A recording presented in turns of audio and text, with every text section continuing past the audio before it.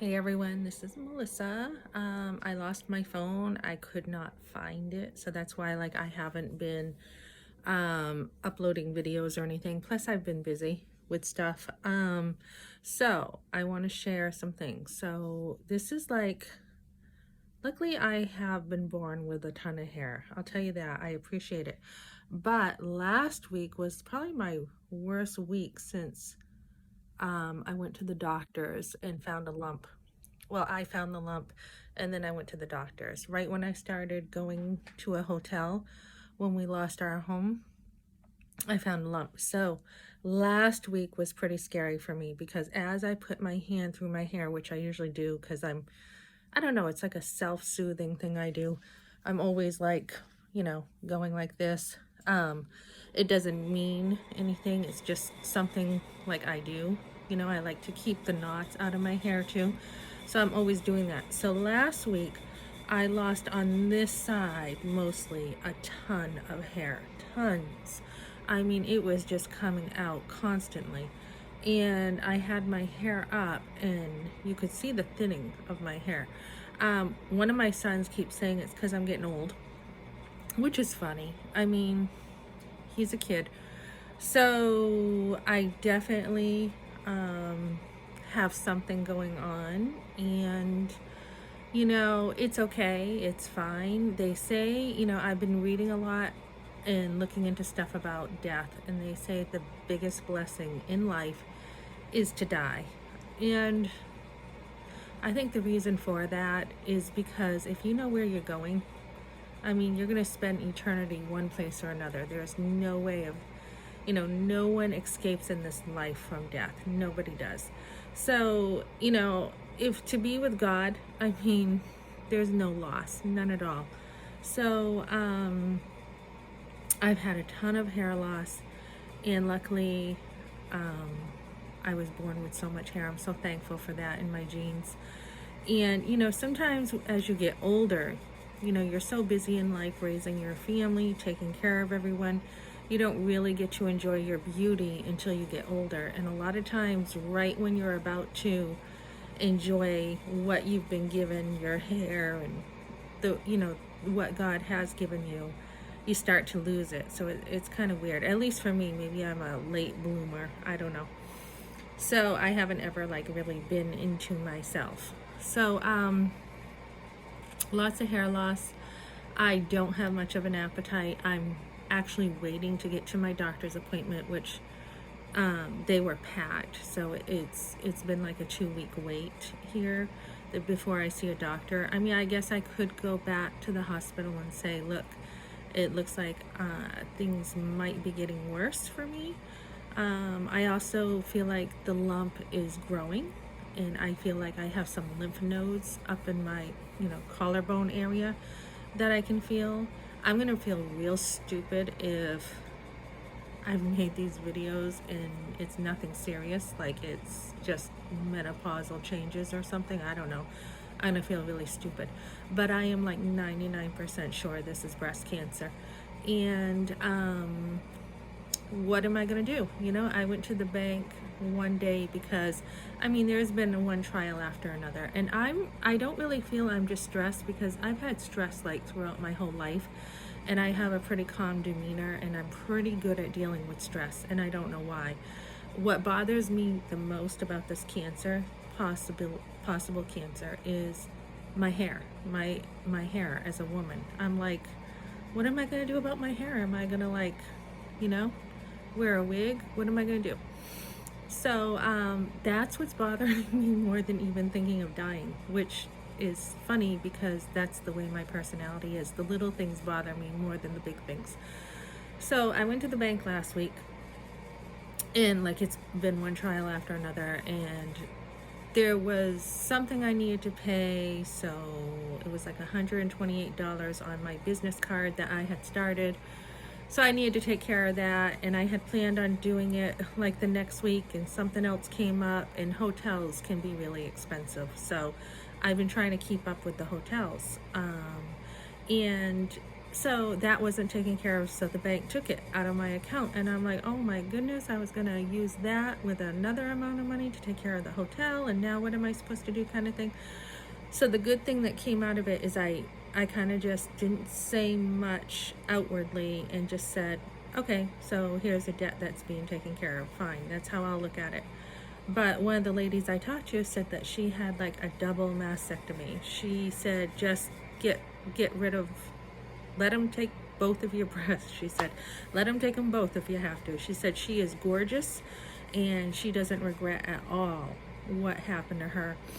And I found her positivity so strengthening, so positive. And I'm studying, and I need to study like women who have gone before me, and how they dealt with things. So I am trying to stay positive. And something else I did was I actually had tons of jobs coming my way.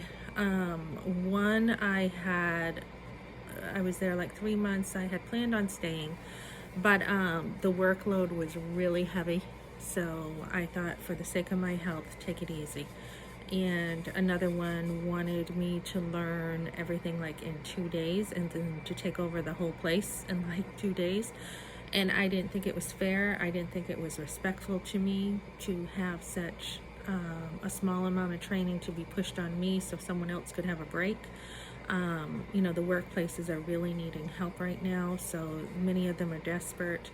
And then I had another opportunity like early in the morning, 6 o'clock in the morning. And I said no to that one because I am putting my health first. And investment pays off. I have worked for a very, very long time on myself. Even as a teenager, I was pretty self-sufficient. I didn't really feel I needed people. I didn't, I do a lot myself. So it's nice to have people in your life, but I'm pretty independent. And my life totally turned around once I had my firstborn son and I was saved. And then from there, I really worked at how to do things, how to be a mother, how to be a wife, how to homeschool, how to, do this and that. And self-care has really paid off. All the time I have put into looking at, and investing in myself and finances, I actually don't have as much time now to be as disciplined as I would like to be, because I'm looking for a home and everything. But the habits are still there. They're still ingrained in me in these times that I don't have as much time to, take care of myself. Like, okay, the last month has been totally crazy. I've been barely being able to take care of myself with so many things coming up. So I was able to lean on those things. Today I had some extra time to write down some of those habits and get in there some more. But I just noticed, wow, how rewarding with this time that I haven't had time to take care of myself, to still fall back on knowing what I know. So don't be afraid to invest in yourself. I also went yesterday and looked at a place that was for rent, and this was a dump. I was willing to take something at about, I don't know, about $1,400 a month, 3-bedroom, which I thought sounded pretty good for a 3-bedroom. I'm more into the finances now than I am into actually having a home. I think building your finances is much smarter than, investing in just, some sort of real estate and being like house poor. So I went there and I was surprised for such a dump that so many people were there. It was a, an open house, and there were tons and tons of people there. And I just thought, I'm not fighting for this. I'm not going to fight for it. It is what it is. And if, God wants to give us a place, he will. And if he doesn't, he won't. I'm still doing my part and putting in applications and everything.